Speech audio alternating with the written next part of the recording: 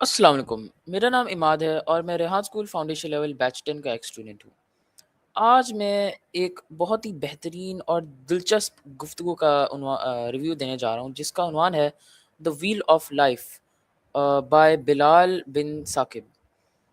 تو اس ریویو میں وہ زندگی کے مختلف حصوں اور ان کے درمیان کا توازن کے بارے میں وہ بتاتے ہیں کہ ہمیں کیسے ان کے درمیان ایک بیلنس کریٹ کرنا چاہیے ہماری لائف کے مختلف ایسپیکٹس میں۔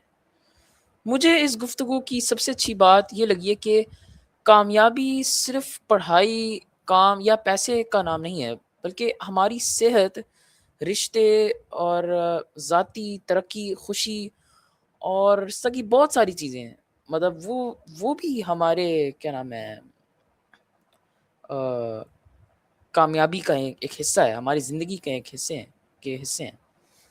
تو ہمیں نہ صرف ان جو امپورٹنٹ چیزیں ہیں جیسے منی وغیرہ، ہم صرف سارا وقت ہم ان پہ لگا دیتے ہیں، تو ایسا نہیں کرنا چاہیے، بلکہ ہمیں ایک بیلنس کریٹ کرنا چاہیے جہاں ہمیں خوشی بھی ملے اور ہم اپنے رشتے بھی نبھا سکیں، تاکہ پھر ہم خوش رہ سکیں اپنی پوری زندگی۔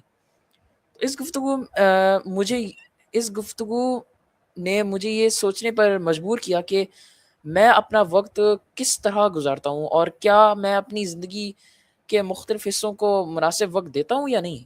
کیونکہ اب جو میں نے سوچا ہے، تو میں نے یہ نوٹ کیا ہے کہ میں زیادہ تر کام یا پیسوں کے بارے میں زیادہ سوچتا ہوں، اور اپنی جو انجوائمنٹ والی چیزیں ہیں، جس سے میں خوش ہو سکوں، جیسے کہ باہر جا کر فٹ بال کھیلنا، یا پھر اپنے فرینڈ سے زیادہ بات کرنا، اپنے رشتہ داروں سے زیادہ بات کرنا، ان میں ہو سکتا ہے میں زیادہ مطلب کمتی دکھا رہا ہوں۔